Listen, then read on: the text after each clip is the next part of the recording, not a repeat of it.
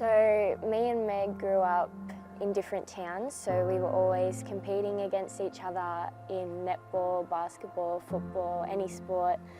And then we played rep netball together for Burrellin, so we came together as a team. I first met Meg in year 6, and I used to travel over to Leeton to play rep netball. And then the year after, I started at St Francis, and we became best friends ever since. Maggie, she had an infectious smile. She was full of life. I just remember her high, tight ponytail used to just fly around the netball court. She was competitive. She was just full of life, and she was loved by everybody. She was very determined, mischievous, funny, very quick-witted, talented. Her personality was larger than life, really. She was like a best friend to me, and she would always put a smile on my face, and we would always have fun together, and she would love to play sport, and she was naturally good at any sport she played. Meg was more or less a second sister to me. We spent Christmases and Easters together. You'd always see her running amok at netball and at footy. So one thing that I always remember about Meg is she was just always dancing, laughing, singing, especially when we had netball training. She's always really had life in her, always having fun.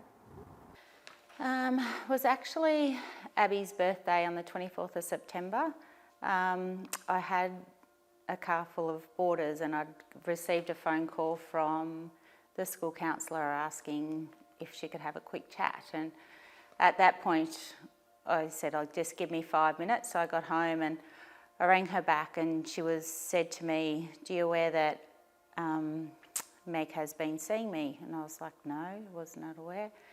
And she was concerned of that day as she was talking self-harm. At our athletics carnival, she came to school and she wasn't feeling it, and it wasn't like Meg, she gave everything 110%. So yeah, she didn't really want to go in any of the events, which I was a bit shocked. That was the first kind of oh, what's going on? A few months went on, and she was having a few panic attacks. So that's when I started to get more worried. So I suggested let's talk to Mum or a counsellor, and yeah, I just went on from then. I had no idea that she was struggling at all. I always thought she was just very happy and a bright person. So the 30th of October 2018 was a typical normal morning in the Thomas household. It was me ranting and raving to kids to hurry up and get ready because we got to get to school. Throughout the day, I got a phone call from one of Meg's friends to say that Meg had said that she wouldn't be here next week. And at that point, obviously, it was a concern. Tried to ring Meg, no answer.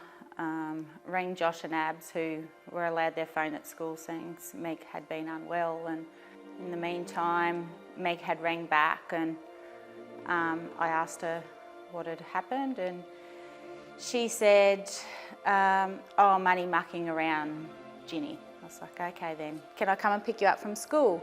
"No, I'm good. I'm doing a prayer tomorrow in the chapel and we're practicing." So left it at that. Wayne picked her up as per normal. They come home. Wayne had to take Ella to netball.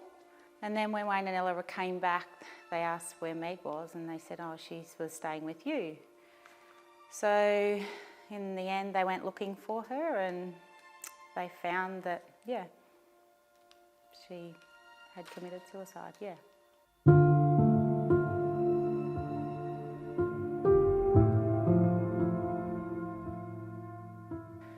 I came home from work, and Josh was at the front gate waving me down, and yeah, there's just scenes I'll never forget. I didn't believe it at all. I was really in shock when my parents told me, and I just didn't think that she could do something like that, or that she was struggling and in that pain. I still haven't really accepted it, kind of. It's like she's moved away, that she's coming back, but she's not. Well, I was one of the first ones out there, so I can just say that when it happened, it was just, you know, everyone, it was just shock and disbelief and absolute heartbreak, and that this can't be happening, not to Meg. Leeton is a very, very tight community, so we know everyone, but when Meg passed, it was a huge, huge shock for to the community. Meg's family is a really well-known family in the community and well-loved, and I think no one saw it coming. So it was a huge impact, and it makes you look into your inner circles to make sure and think about mental health and think, is everyone okay in my inner circle?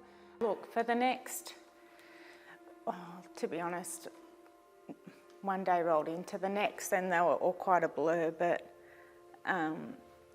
we pulled mattresses into a room and we all slept in there together for some time. And I remember pulling up at the church the day of her funeral, and I said to the kids, this is probably going to be the hardest day of your life. And we had a bit of a group cuddle, and we were all determined at that point that we were going to get through it.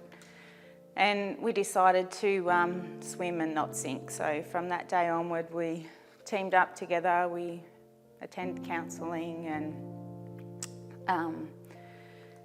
yeah, our lives pretty much changed forever from that point of time. The week leading up to when she passed away, she was a bit like, she didn't like doing the things she really loved, and she was more like sleeping all the time and just not her normal self. If I could go back, I would probably just talk to her more and just let her know that I was there for her, and that there was so many people that loved her, and that she wasn't alone, and there were people that she could talk to that could help her. I still remember the last time I walked past her, and I thought, like, why on earth didn't I say something on that day? So that is still in my head, where I walked past, and I literally remember her walking past me with a big smile. Yeah, I think it's important to speak about it at school, to share experiences with your friends, and also everyone goes through struggles at time, and it's important to just support each other through that. Something we should do in schools to combat mental health and suicide should be reiterating to people that mental health isn't uncommon, and it should almost be normalised as a part of someone's life.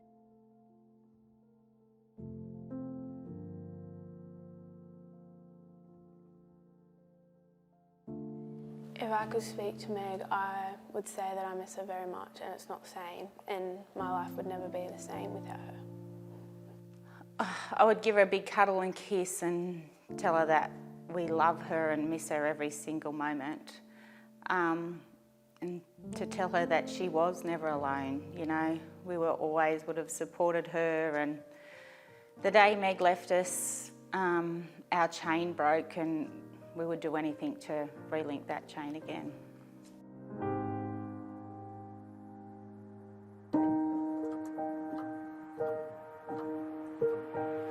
The phone rings,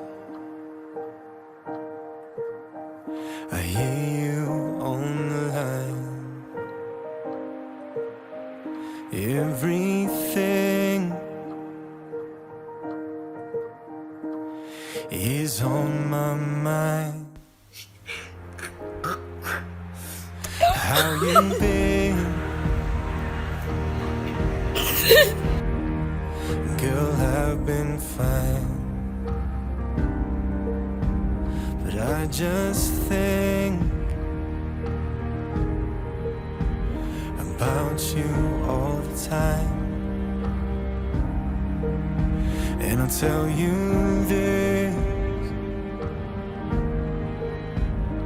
I miss you now. You're like, yeah, we're gonna. Tell me what you wanna know. I'll tell you anything. Tell me where you wanna go. I'll take you anywhere. But baby, please